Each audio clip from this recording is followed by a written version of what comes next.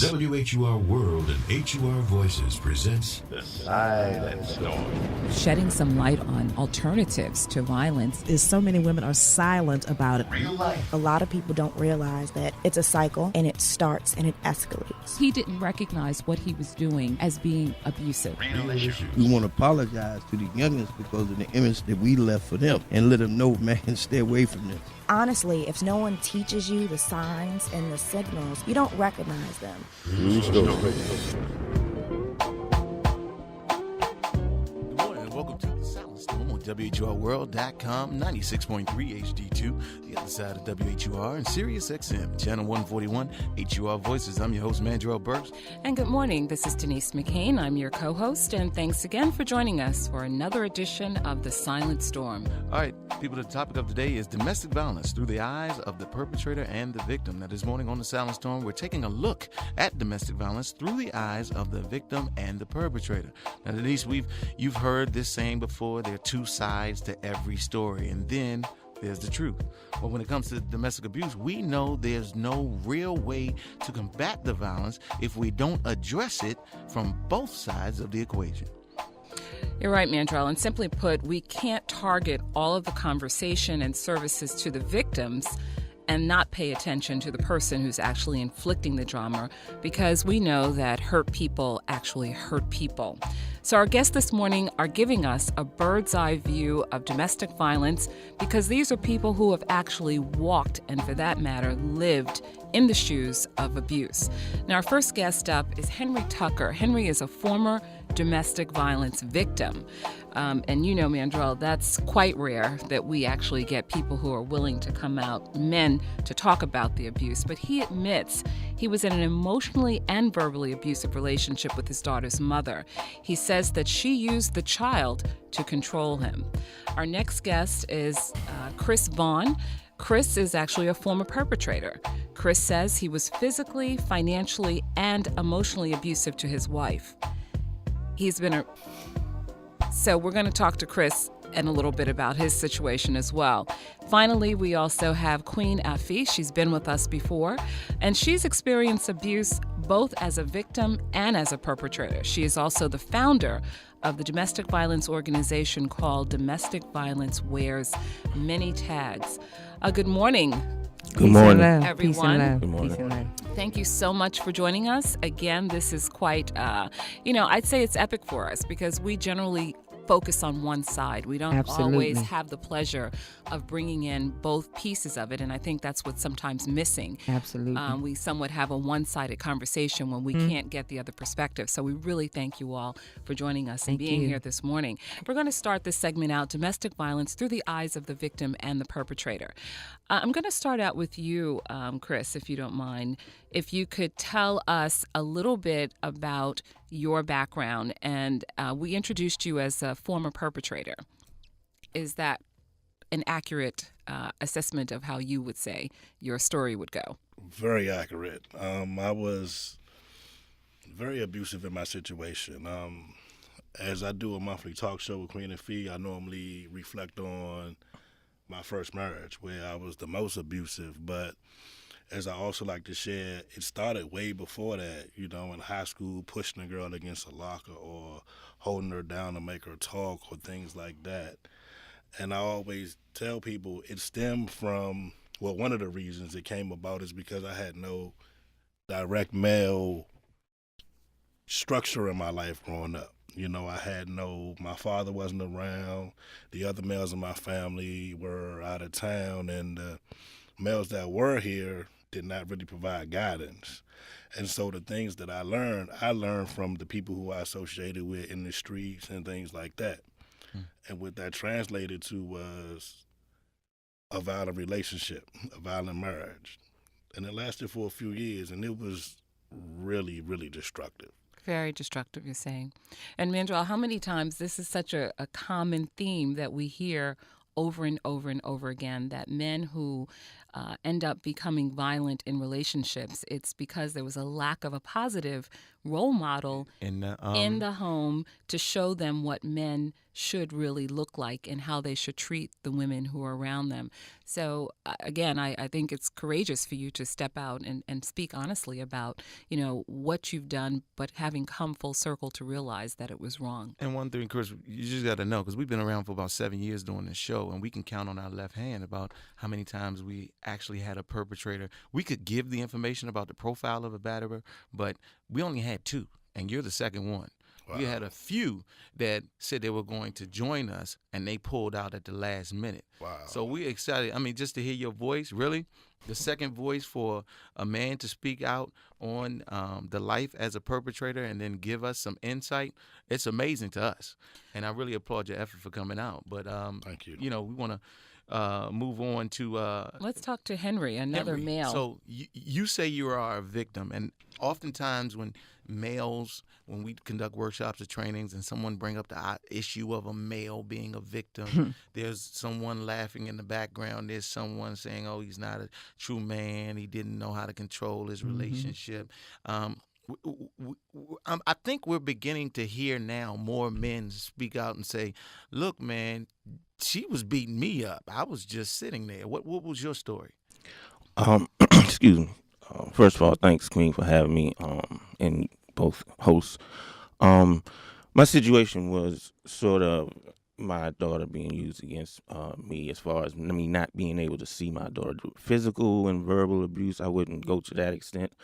However, my daughter was used as a pawn. I didn't see my daughter for 10 years. She didn't know about me until 10 years, and till she was 11 years old, actually. And I started a court case 10 years ago, and I've been pursuing it ever since. And I'm also a victim of someone that just did not want me involved in my daughter's life in any way, shape, form, or fashion. So I'm a strong advocate for men that may be in a situation as far as getting help in the court system, what it is they need to do, and how they need to pursue their going about seeing their daughters, because men have rights. And a lot of times what I hear a lot that disturbs me is that I should walk away from this.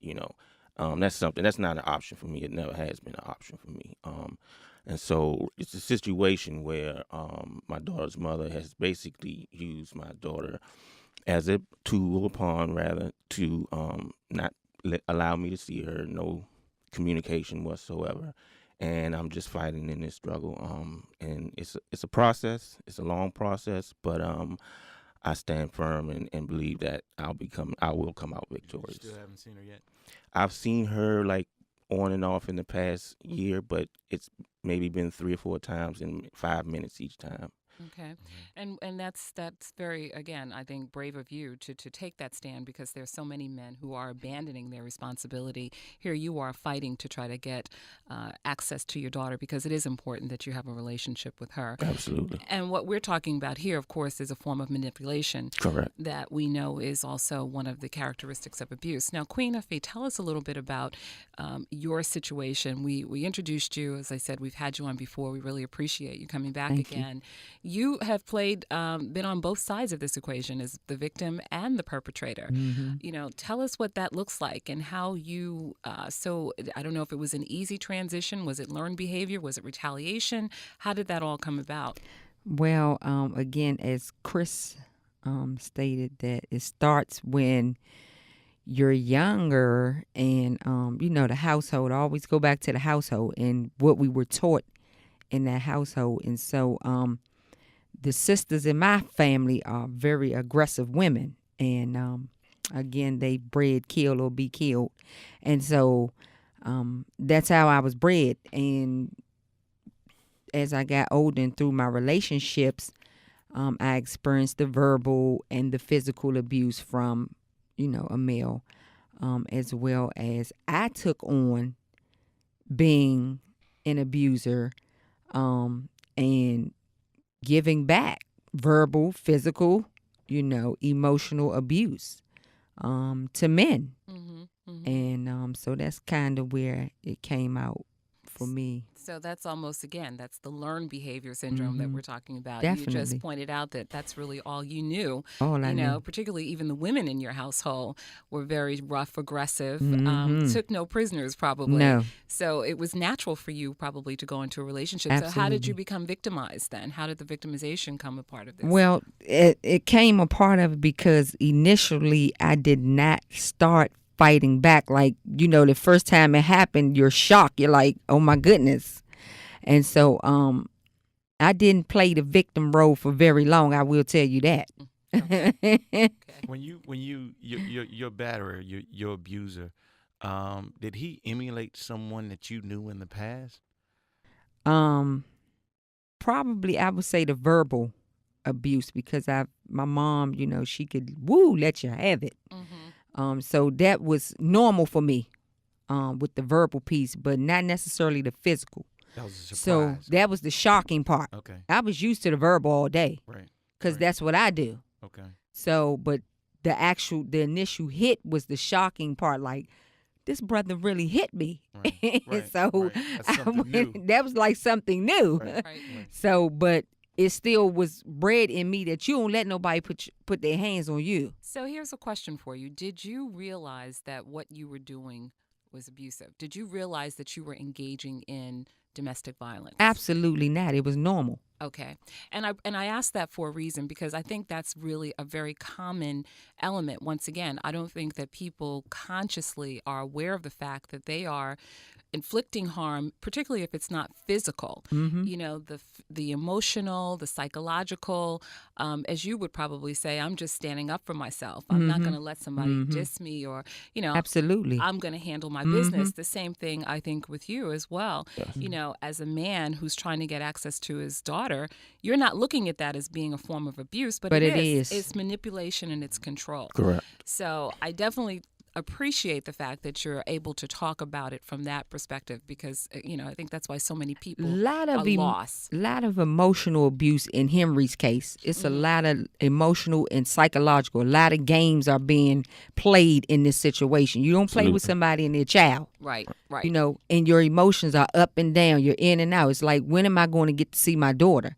Correct. So you don't do that. That's more dangerous than a physical hit. Absolutely, because that's real hard. That's emotional. Well, I know that everybody is listening and wants to get on this conversation. We want to give you the numbers very quickly. It's 202-319-7810. Outside of the listening area, that number is 855-288-4876. You're listening to The Silent Storm on WHUR World 96.3, HD2, as well as Sirius XM, channel 141, HUR Voices. When we come back, we're going to continue this conversation, but we're going to look at how men hurt, the other side of domestic violence. We're going to talk about violence against men. Now, back to The Silent Storm on WHUR World 96.3 HD2 and Sirius XM, channel 141. Good morning, everyone. You're listening to The Silent Storm on WHURworld.com, 96.3 HD2, the other side of WHUR, and Sirius XM, channel 141, HUR Voices. I'm your host, Mandrell Birks. And good morning. This is your co-host, Denise McCain. Topic of the day, domestic violence through the eyes of the perpetrator and the victim. If you'd like to chime in on this conversation, the number is 202-319-7810, or you can call in toll-free 1-855-288-4876. We got a roundtable discussion today. Full house today. Our first up, Mr. Henry Tucker, former victim, admits he was in an emotional and verbal abusive relationship with his daughter's mother. He says she used the child to control him. Second, Mr. Chris Barnes, former perpetrator, admits he was controlling, physically abusive, verbally abusive, financially abusive to his former wife. He has been arrested several times on domestic violence, but he's here to share his story. And our third guest has been here many times before, Miss Queen of Fee Gaston. She's the founder of Domestic Violence Wears Many Tags. Now, Queen also admits she was a former victim and perpetrator of domestic violence. We're in a segment where we're talking about men hurt too, the other side of domestic violence. If you'd like to chime in or you want to post your comment, we spell Silent Storm, SIGHLENT, Storm, on Facebook. So I guess we want to start with Queen. We'll start with you. You started this organization. domestic violence wears many tags. I mean, why? I guess because of your historical background with aggressive behavior, verbal abuse, and so much dysfunction within the family. Why did you feel the need to create an organization such as this? Very good question. Domestic violence wears many tags. In the midst of my being a victim as well as an abuser, I wanted to give back. You know, it was my daughter. She really played a big part in this, and why I decided to change my behavior and figure out why I was cuckoo for Cocoa Puffs. But anyway, so I said domestic violence wears many tags came from a brother of mine, Roland Wallace. When I heard him say that, I said, what? I've never heard it like that. And then I looked at myself and said, wait a minute now. I wasn't only the victim, because I was going to try to only go victim. Lean on the sensitive side of the story. Lean on the sensitive side. Okay. But then when he said that, I said, wait a minute now. I am an abuser because I have done some things to some men. The tags are physical, verbal, emotional, mental, financial. I mean, I played a part in all of those tags. And so I said, well, God. What'd you do? Huh? What'd you do? I started the organization, and I focused on domestic violence wearing many tags because it really does. Okay. Well, you know, we're talking about, and I'm glad again that you're able to admit that, because we don't hear female victims, female perpetrators as well. We oftentimes Absolutely think that, you know, men are the only ones that perpetrate Yes, we violence do. against women, but we know that that's not always the case. In fact, I was looking up some research which says that 3 victims of domestic violence are male. In a recent study, it was found that women perpetrate physical and emotional abuse. Yes, they do. As well as engage in controlling behaviors as at a comparable rate to men. Yes. So, you know, I think we're finding that this is a lot more common. When I think about your story again, and I look at you trying to get custody or have access to your daughter, you know, Mandrell kind of started out that people think that men are the stronger of the two sexes and that men should be able to control and at least not be dominated in that way. What do you say about that? Well, it happens. And, you know, you just have to be comfortable in your skin to fight that fight. I'm in a situation where, if I have a child, I don't want them growing up not knowing me. Amen to that. That is not, too many times in life, you see that in the black community, African American, however you want to say it, but that goes on a lot. And, I want to be one of those individuals that will not be labeled as a person who was not involved in their child's life, didn't do what they were supposed to do because of some other person's selfish reasons. Why does it take 10 years? Why not supervised visitation? What law is holding you back from seeing your child? Well, my daughter's last name, first of all, she married someone else and put that person's name on the birth certificate. So I had to go through the process of going through court to try and establish paternity. 10 years ago, when I wasn't as financially stable as I am now, I couldn't afford a lawyer. She just pretty much, after court mandated visit, she wouldn't show. She never showed to court. They put a warrant out, never pursued it. I pursued it for about a year as best I could. And I was in a situation where I said to myself, if the law can't do anything, what makes me think I have any chance? So I had to move on with my life. And so here it is 10 years later. We caught back up with each other. And the fight is a long fight within that justice system. That's why a lot of people give up. Exactly. And what you're saying is so common. We know that there's a shortage of resources to begin with, particularly for men. For men. There's a lot of skepticism about, what's going on, particularly from police. I'm now hearing you talk about the court systems as well. There are major legal obstacles, and you're classic because that is one of the main tools that's used against men is when they're, trying to gain custody from the mother. I want to talk to you again, Chris Barnes, who we have here as well. I listened to you talk about the fact that you grew up in a home where you didn't have the proper role models in place. You became, at a very young age, violent, probably playfully, but I'm sure you learned very quickly. And you're kind of a big guy, too. And I'm assuming that, the physical dominance as well as just what you knew made you somewhat threatening in a way. Having gone through that experience and even listening to the fact that you said you were actually arrested several times for the abuse, what was it that made you finally realize that you had to change? What was the aha moment, that time when the light bulb came on and said, this is just not what I want to do anymore? Well, when the judge says you have to sit through these classes, anger management classes, these domestic violence abuser classes, intervention. That I tell people, the class was so unstructured and unsteady and so unhelpful. Really? Just to not have to go back through that process again. That's what made you change, because I'm not the going to do classes. this. Wow. Because this is the first time that I've heard that someone went to the class and said they didn't want to go through the class because. But we understand, and I mean, there's I should say it's not yet been determined whether or not those programs, abuser intervention classes, which what you're talking about, are really helpful, because most people that go into them, they do it because they're court ordered. You were court ordered. So you go in there with this attitude, first of all, I don't want to be here. And now that I'm hearing you talk about, I was kind of open-minded about it. So you were open-minded but about when it. I got there and saw this is what I have to sit through. What was it? Can you give us an example of what you were talking about, what caused you to feel that way?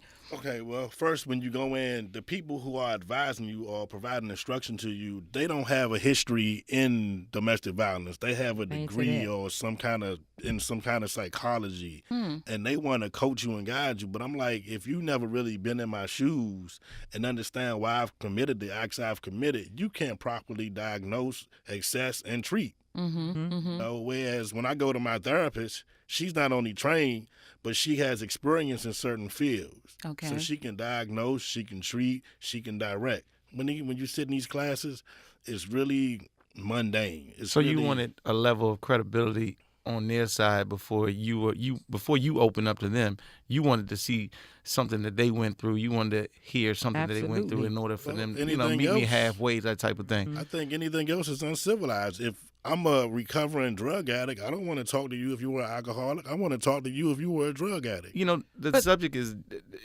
men hurt too, the other side of domestic violence. When you say you were arrested several times. Sitting there in that jail cell, were you thinking that you were the victim because of prior things that happened in younger years? Or were you thinking I did something wrong? Did I did something wrong come through your mind when you're sitting in that jail cell? The first time, yes. Because the very first act of violence I clearly remember in my life was with my mother and the guy she was dating. I was about 6 or 7. I don't have a lot of details. I was a kid, but I remember it vaguely. But the first time I was arrested, I was like, wow, this is bad. But after it happened so many times, and I knew what the system was going to do, and they were going to just no paper it, you can go home, it became, oh, well.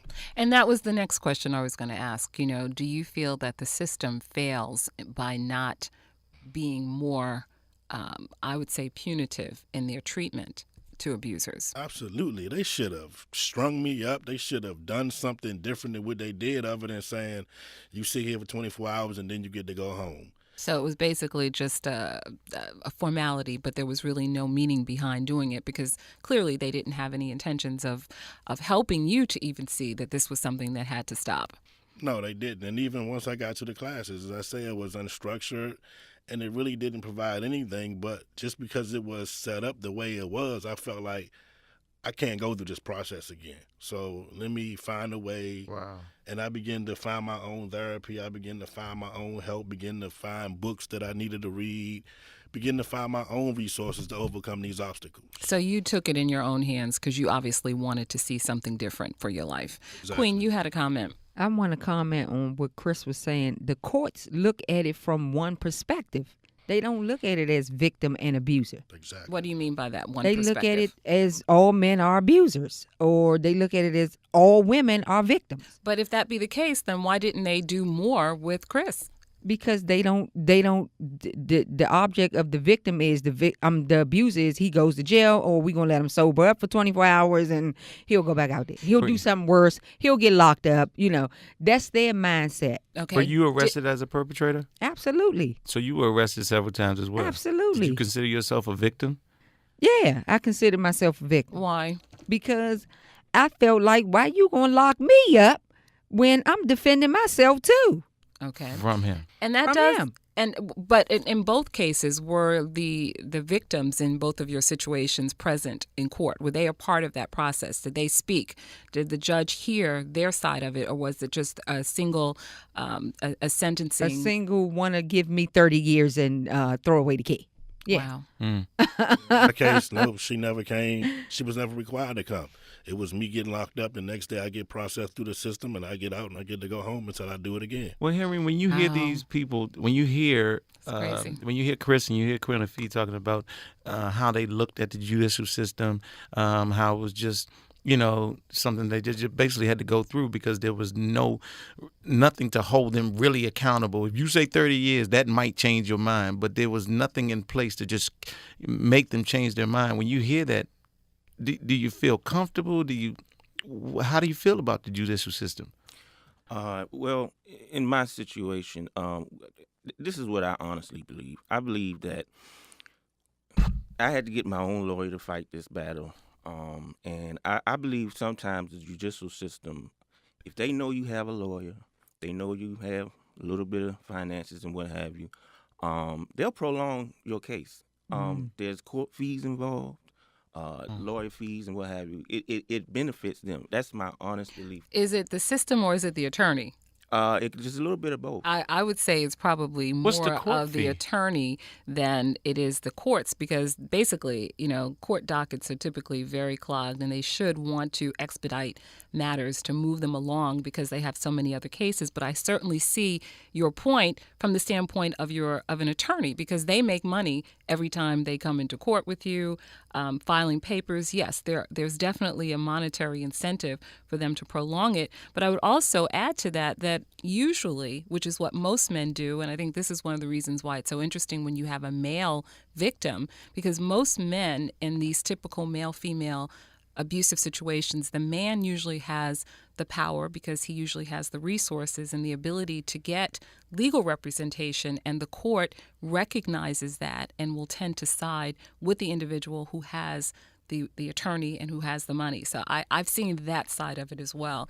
Usually women don't have the resources to afford to go back into court repeatedly. They can't afford to take off work. They can't afford to continue to pay their attorney fees, even if they can get an attorney. I think that's kind of changing.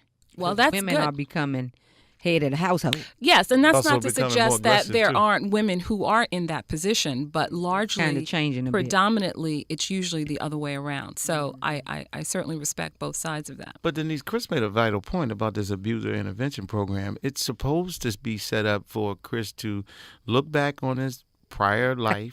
That's funny. Try to make a change, try to understand where it came from, where the root of this problem started, and then, make a change in his life to maybe either reach back and help someone or just make a change.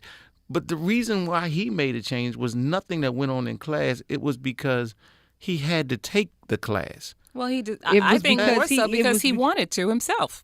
No, it was because Chris, he saw the structure of the class, and it was like, I don't want to come back here. These people are ridiculous, so let me go ahead and just straighten up and do what I got to do so I don't have to come back here. So they couldn't relate. That's why it was ridiculous. They couldn't relate. What else? You said it was unorganized. Unorganized in certain what way? Well, let me give you this example. Yeah. Okay, if you have a mental health issue, but your issue's not that bad, but you have to go to a clinic, and the people in the clinic are loony, straight loony. You feel like, wow, I'm not as bad as them. So when I get there, the people in the class, they're also co-order. Nobody goes there voluntarily. I felt like I'm not as bad as these people. My course of action should be a little different, but I have to sit through this structured program thing that doesn't really work for me, and I don't want to do that. Who's loony? How do you know they're loony? What makes them loony? The counselor, the mentor, whatever. Oh, no, the other people That in the was class. just in it. Oh, the other people in the class. yeah. Other Okay. people in the class were way worse than me. I mean, they were drug addicts, abusers. They were drunk abusers. They had more severe issues. Yeah. You talked about seeing a therapist. Were you diagnosed with having any mental issues? At that time, no. Okay. But I still see therapy regularly. Every month when we do our show, I advocate. Which is great. Need to see a therapist. Absolutely. Even if you feel like nothing's wrong with you, go see one anyway. That's good. But see, when you say that you didn't have that father figure, and then Henry, you're hearing that that father figure that he was missing and caused him to be abusive. Now you're in a situation where you're trying to be the father, and there's a child out there without her biological father figure. So there has to be some type of outcome or consequence because of that. I think more so the fact that there's a mother who's controlling might have more of an impact, just as you talked about, so Queen. Does that fuel your passion to just continue and don't give up like you did before, where you just got to keep going and keep... The judge has to see that you're going and the other side is not following through. You have to get supervised visitation if rape wasn't involved. I don't see why you don't have supervised visitation. Yeah, it's a I want to say probably more political situation than anything. But going back to as far as the father not being present, and that that is so strong to me because daughters need their fathers, right? Yes, I agree. Especially in our community, Yeah. And that's the main reason I'm fighting so hard. And also I want to save my daughter from being selfish. Oh, well, and there's a pattern of selfishness in her mother, and I don't want her to mirror that. You understand? Right, and that's why I said that controlling manipulative behavior. Correct. Children do learn these things without even realizing that, the child doesn't say, oh, I'm going to act like my mother or I'm going to act like my father. They just naturally assume those characteristics without even realizing where they came from. Exactly. I think we can all look back and see something in ourselves that was just like your mother or just like your father, even if it was something you said. You heard it before. So children do learn from what they are exposed to. Yeah. So is everyone here missed a father figure? Yes. To some degree. Henry missed a father figure. Yes, Chris, no father figure. Queen Afee? Father figure. But was abusive. No, my dad wasn't abusive. He wasn't abusive. So where did the verbal abuse came from? You're emulating something from your mom. Absolutely. Oh. Because the women in my family were aggressive women.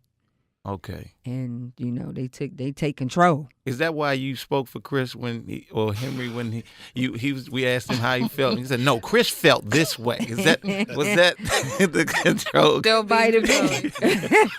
But we should ask: are you getting any counseling there, Queen? Help with these behaviors. Strong, aggressive. Well, okay. Again, we want our listeners to give us a call. You can join the conversation by calling in on 202-319-7810 outside of the local listening area. The number is 855-288-4876. This is the Silent Storm on WHUR World 96.3 HD2, as well as Sirius XM Channel 141 HUR Voices. This morning we're talking about domestic violence through the eyes of the perpetrator as well as the victim. We're joined in the studio by three guests. Mr. Henry Tucker, who is a former victim. He admits that he was in an emotionally and verbally abusive relationship.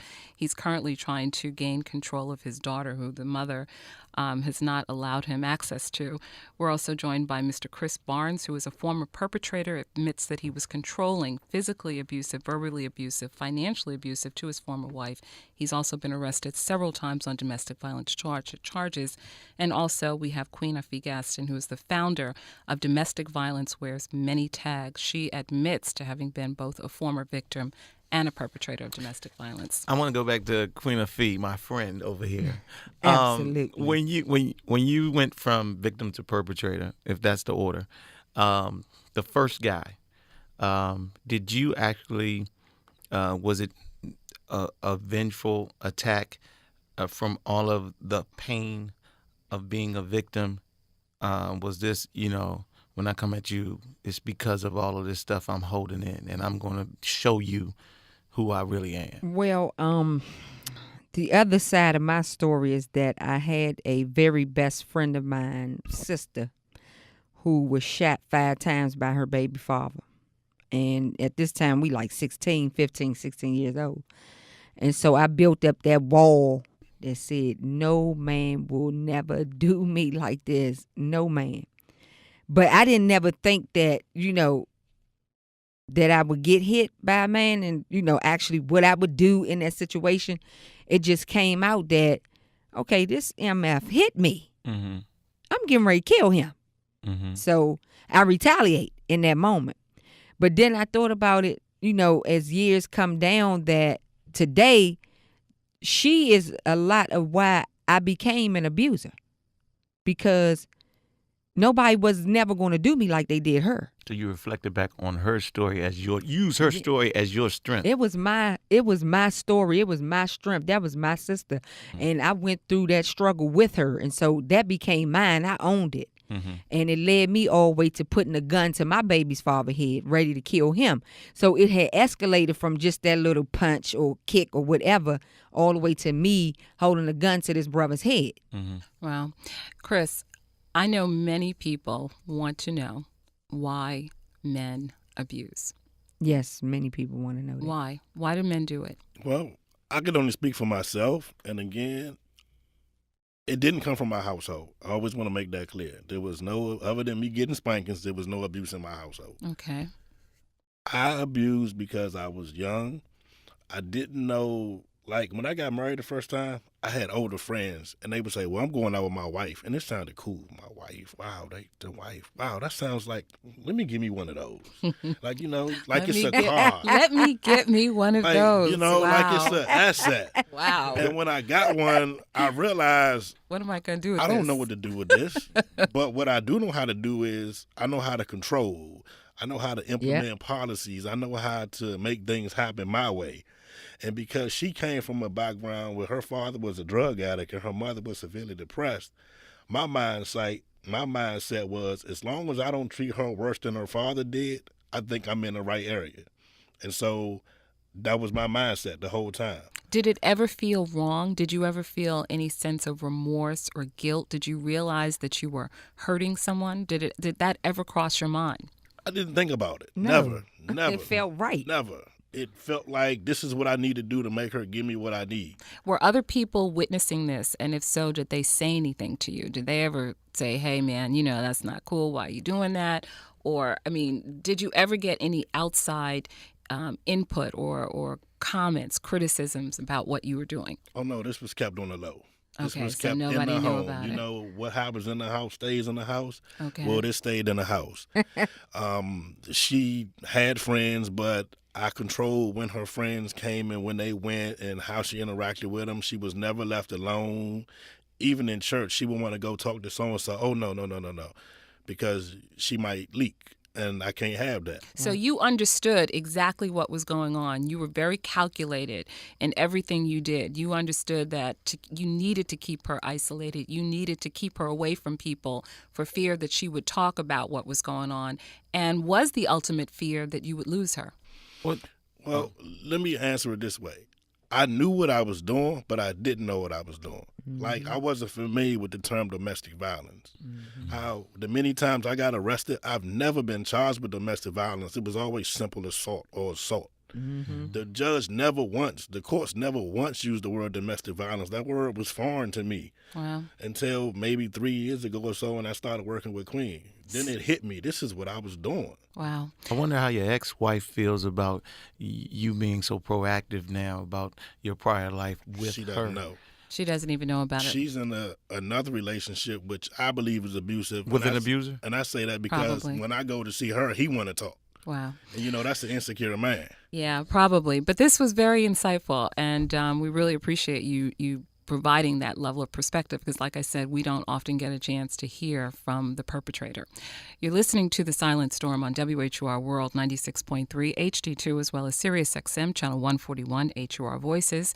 We're going to take another break right now, but when we come back, we're going to continue this conversation, domestic violence through the eyes of the perpetrator and the victim. And now, back to The Sighlent Storm on WHURWorld.com. Your situation is very real. Welcome back to the Silent Storm on WHURWorld.com, 96.3 HD2, the other side of WHUR and Sirius XM, channel 141 HUR Voices. I'm your host, Mandrell, Birks. And this is your co-host, Denise McCain. Topic of the day, domestic violence through the eyes of the perpetrator and the victim. If you'd like to call in, the number is 202-319-7810, or you can call in toll-free, 1-855-288-4876. We spell Silent Storm, SIGHLENT, storm.com on Facebook. We have 3 guests in studio. First up, Mr. Henry Tucker. He's a former victim, admits that he was in an emotional and verbal abusive relationship with his daughter's mom. Our second guest is Mr. Chris Barnes, a former perpetrator. He admits he was controlling, physically abusive, verbally abusive, financially abusive to his former wife. Our third guest is Miss Queen Fee Gaston, founder of Domestic Violence Wears Many Tags. And Queen also admits to being a former victim and perpetrator of domestic abuse. We're in our segment where we're talking about fighting back with the law on your side. We had a very interesting conversation before we went to break. Found out some new information. And we were going back and forth with, I think, Chris, because he was saying that, he had his kids, but there were kids that he didn't have access to. And I was just curious as to why. Let's talk about what happened in the segment. Tell me what we just said over break. We gotta save some of this for the panel. We're going to save it for the panel. But Chris said he has other kids that he couldn't reach.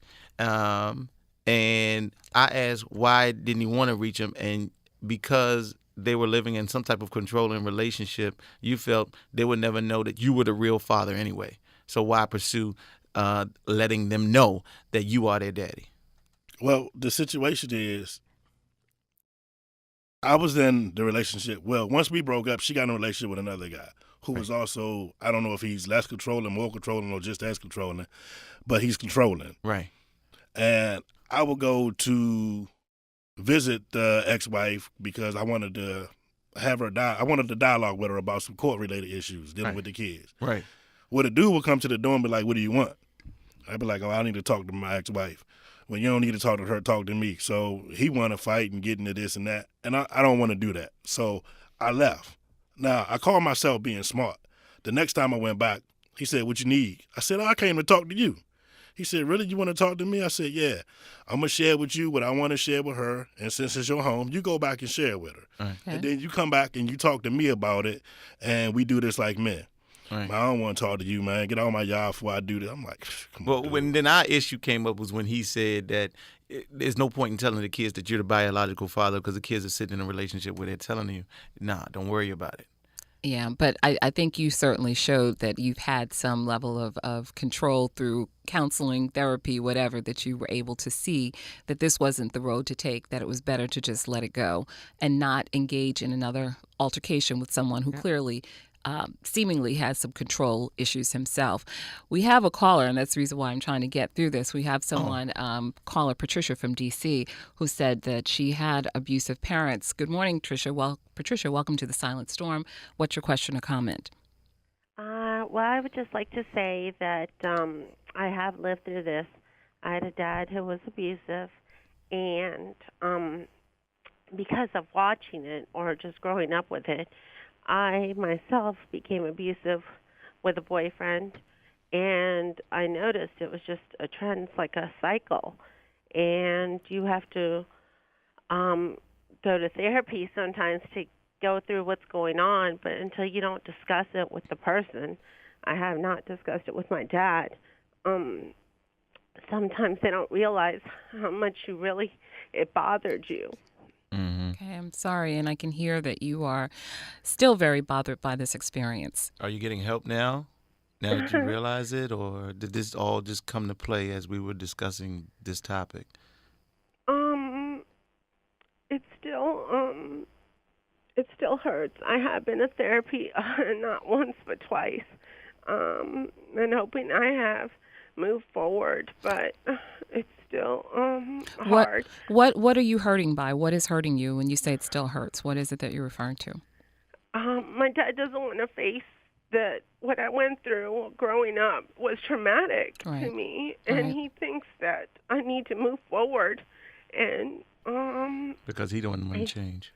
You know what, Patricia, I can relate to you on a personal level, and I would also encourage you to recognize that that's his issue, and he is clearly not willing to confront his own demons. What you need to do is work on getting healthy yourself and not take responsibility for someone else's behavior, particularly given the fact that you were a child. You had no control over your environment. You couldn't control what was going on in your household, and it did affect you. So I think that's the place that you should start, realizing that you were exposed to a very traumatic situation that has had a very negative and even traumatic impact in your life. So get help, continue to seek therapeutic treatment, and know that you can get better. And just prayerfully, one day he will come to terms with it, but it's really not something you can force him to do. People who abuse are generally in denial. They often feel that they're entitled to do what they do. They don't see that anything that they've done is wrong. So it's not even realistic to expect them to take responsibility and be accountable for what they've done, or even understand that their behavior has hurt someone else. Yeah. Exactly. And he wants to sometimes still bully me, and I'm just too grown up for that. And you need to take a stand and tell him that. Tell him that you're not your mother. You're not going to allow him to do what he did to her, which may actually be something that he needs to hear to help him realize and take responsibility for his past behavior. Can I make a comment? We're going to give Patricia, I'm going to give you a little homework right now, because I want to make sure that you get the resources that you need. I want you to go to the link, sighlent.storm.com, SIGHLENT storm.com. Click on the hotlines, click on the your area, and call a counselor from that hotline, and that way we'll know you'll continue to receive the support you need. Queen Afee, you want to make a comment towards what she was saying? Patricia, I do understand what you're going through as a victim as well as an abuser, and I just want to say that it's easier said than done for people to say, call a therapist, blah, blah, blah. There are so many therapists that do not understand domestic violence, period. We're, as a mental health professional myself, we're trained in so many different things, but there's nothing to jot down and say domestic violence. And hey, here's how we can work through these issues. They just give you general counseling. Okay. Well, I work with sisters that that have been in domestic violence relationships and that are going through certain things. So you can friend request me at Queen Afee on Facebook. And you can reach out to me at 202-821-8933. I've been there. I've done that. And I know how to focus in on the domestic violence issue that you're having the problem with. All right. Patricia, thank you so much for calling, and good luck. And please take advantage of the resources that are being offered for you. Thank you so much. All right. All right. So there it is. I mean, we have these calls all the time. We know a lot of people are listening. A lot of people may not hit the like button, but we know they're checking in on us all the time.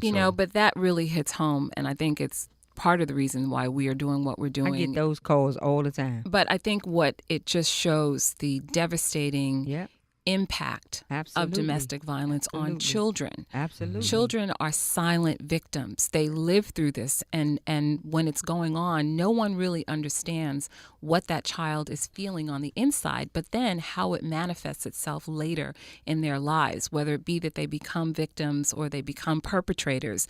They're still hurting people. My daughter actually saw me getting beat, Timberland stomped in my head and my face. Has she gotten counseling? She has not gotten counseling when she was 6 at the time. And, of course, I was still going through my ordeal. But now that I am a mental health professional, of course, she's getting counseling. Her mom gives her counseling all the time. But I'm going to tell you something that's really awesome about her is that she's on my team. Okay. My daughter could have absolutely went the other direction. Absolutely. She could be in an abusive relationship right now, or she could be the abuser. Absolutely. I want you to tell us, I know that you have an upcoming event. Yes, ma'am. And we certainly want to hear about that. So give us some background about what's going on. You guys have heard a lot today with Chris Bonds and Henry Tucker. We've given you a special show here today. And thank you again, WHUR. We're going to have the panel discussion, as the topic is today, Men Hurt Too, the other side of domestic violence. And I threw a little contrast in there with Chris Bonds being there because most people don't get to see an abuser, a male, up front and ask that question. Yeah. Why do men abuse, Chris? Yeah. So I threw a contrast in there. And again, with Henry Tucker, he has been emotionally and psychologically played with. and toyed with. His feelings are involved in this. And I don't think his daughter's mother understand the severity of that. Right. Okay. And so we got Tony Lewis Jr. coming out, William Killebrew of the Killebrew Foundation coming out to be a resource on the panel. At Johnson Memorial Baptist Church, 800 Ridge Road, Southeast Washington, D.C. And again, this is October the 4th. Doors will open at 6:30. Is there a website, phone number, some way Phone number is for people to get you? 202-821-8933. 202-821-8933. All right. Well, we thank you all for being here today. Thank you. We really appreciate your openness, your ability Absolutely. to share what you've dealt with. But just remember, men hurt too. Yes, Domestic they do. violence is not just women being abused. Amen. So we appreciate you. I changed the game. Yeah, well, that's good. All We're right. moving forward. We always wanted you to remember, just stay close, people. We should not be discouraged by the stories of abuse. We should be encouraged by the survivors who are still living. You're listening to The Silent Storm on WHURWorld.com, 96.3 HD2, the other side of WHUR, and Sirius XM, channel 141, HURVoices.com.